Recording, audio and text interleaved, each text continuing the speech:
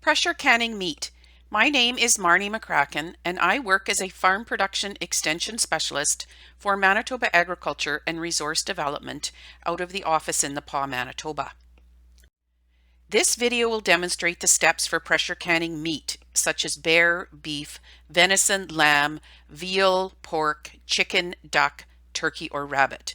You can follow the same basic steps and information for canning other low-acid foods, such as vegetables, fish and game, poultry, seafood, soups, stews, tomato vegetable sauces, and tomato meat sauces. These, as well as the meat we're processing, are all low-acid foods and must be canned in a pressure canner.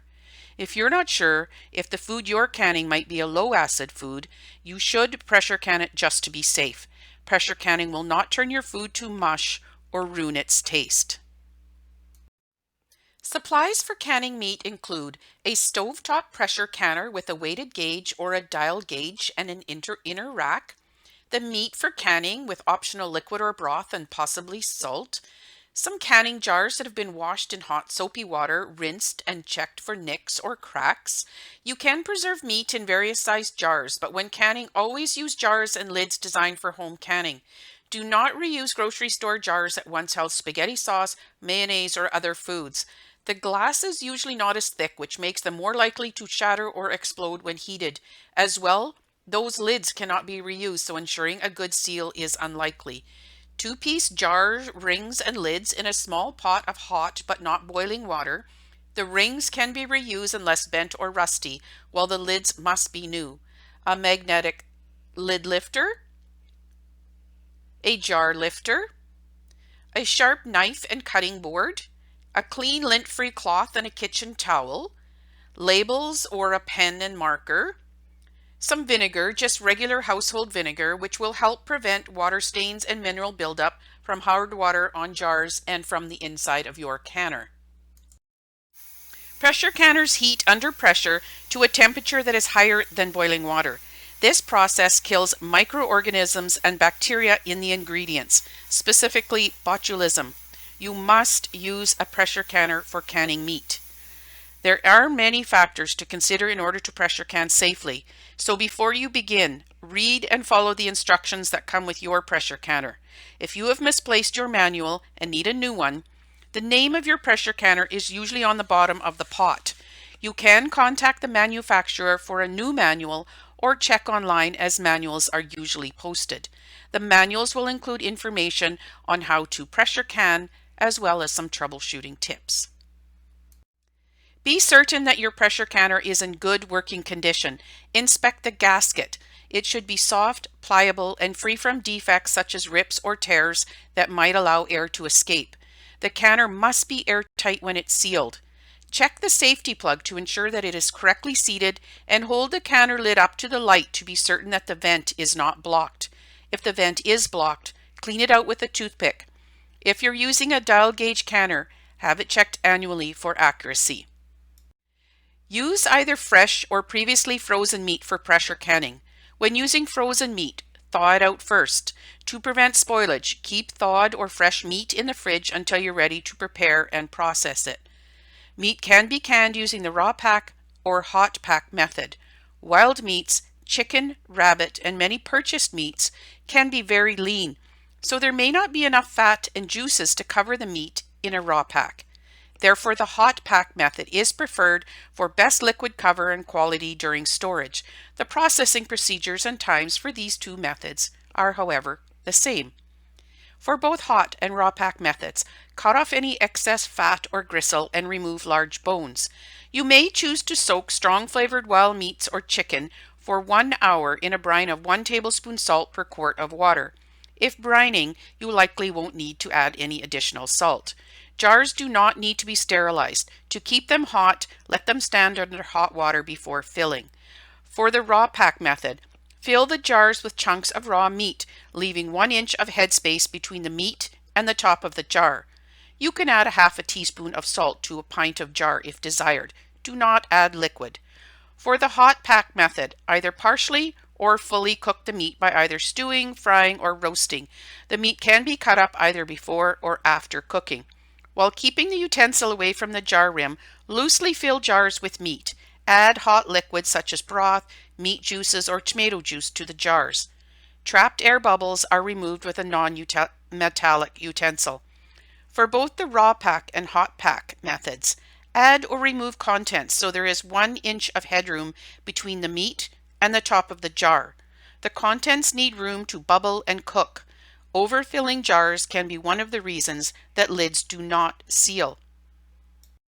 After filling the jars, clean the rims with a damp paper towel or damp, clean, lint-free cloth to remove any debris that may stop the lid from adhering to the jar. Attach the jar rings and lids. Tighten the rings finger tight. The purpose of the ring is to hold the lid against the jar until it seals. Over-tightening a ring may cause the lid to buckle. Tighten the rings slightly beyond the point of resistance, no further. To begin the canning process, center the empty canner on the heat source. If possible, use the burner that best matches the size of your pot. Add 2 to 3 inches of water to the canner. This is about 10 cups of water for this canner. The temperature of the water should be similar to the temperature of the jars. Add a couple capfuls, about 2 tablespoons, of regular white vinegar to the water in the canner. Insert the rack into the bottom of the canner. The rack helps to prevent direct contact between the jars and the heat source, which can cause the jars to break or crack. Place filled jars on the rack in the bottom of the canner. It's okay if the sides of the jars touch each other. If your canner is deep enough, jars may be stacked. After the first row is put in, put another rack in or offset the jars by placing one between 2 other jars. When your canner is filled, fasten the lid securely. Lids will only fit on one way, and most will have an arrow showing where to match the lid to the handle. Be sure the lid locks completely. Remove the vent off the vent port on the lid or open the petcock. Heat the canner at the highest burner setting until steam flows from the petcock or vent port. Once there is a steady stream, allow the steam to escape for 10 minutes. After steaming for 10 minutes, close the vent by shutting the petcock or by placing the weighted gauge on the vent. Make sure it's pushed all the way on. Use a hot pad to protect your hands. The canner will pressurize during the next 3 to 5 minutes. For a weighted gauge canner, if you are at altitudes of 0 to 1,000 feet, use a 10-pound weight. For a dial gauge canner, 0 to 2,000 feet in altitude, pressurize your canner to 11 pounds pressure. For higher altitude locations, check your manual for correct pressure or weight. When the pressure reaches the required pounds or when the control jiggles vigorously, begin the timing process. If you're using different size jars in your canner, use the processing times and procedure in your manual for the largest jar. For pint-sized jar, process for 75 minutes, and larger size quart sealers will require 90 minutes of processing.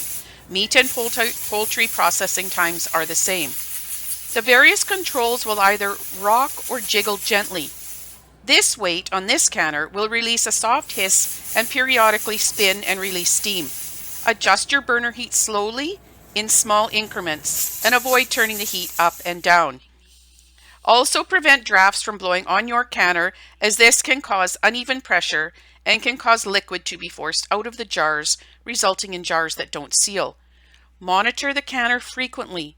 If the pressure drops below the recommendation, the canner must be brought back to the recommended level and the timing started over. When the time to process is complete, turn off the heat. Let the canner sit and depressurize. Allow the pressure to drop naturally. Do not apply cold water or a cold cloth to your canner or lift the control to depressurize it. It will take 35 to 45 minutes for pressure to drop in a smaller canner filled with jars, and 45 minutes to an hour in a large canner with a full load of jars. To check to see if the pressure has dropped in your canner, gently nudge the control. If steam hisses out, pressure is not yet down and it needs to cool more. Once pressure reaches 0 or no steam escapes when the weight is tipped, using a hot pad, remove the control. Carefully remove the lid so the steam does not burn you. Remove the jars from the pressure canner with a jar lifter and place them on a towel or cooling rack. Do not place the jars on a cold or wet surface, as this rapid temperature difference may lead to breakage. Allow the jars to cool for 12 hours before moving them again.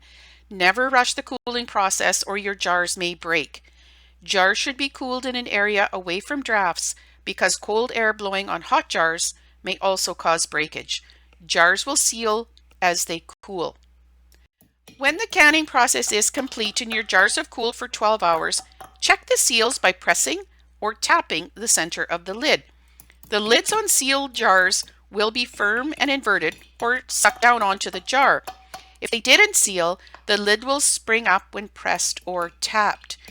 If the lid did not seal, such as that jar in the front, you have three options.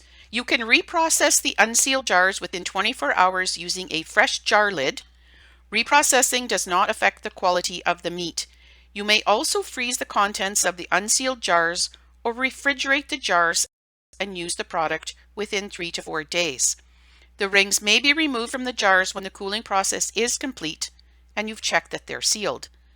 Label your jars with the contents and the date. Store your canned goods in a cool, dark place, and for best quality, use home canned foods within 1 year. Do not consume food from jars that show obvious spoilage, have a bad odor, if the jars are cracked or leaking, or jars with unsealed lids.